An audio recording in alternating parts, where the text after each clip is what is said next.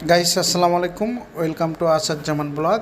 আজ ব্লগের জীবনের গল্প পার্ট থ্রিতে আপনাদের সবাইকে স্বাগতম। আশা করি সবাই ভালো আছেন।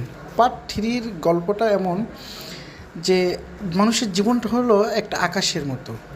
এই আকাশটাতে কখনো ঝড় বৃষ্টি, কখনো মেঘ, কখনো কখনো কালো ঘন ধোঁয়াশায় ছেয়ে যাওয়া, কখনো কখনো বসন্তের মতো পাতা ঝরে যাওয়া, গাছের পাতাগুলো যেভাবে ঝরে যায়।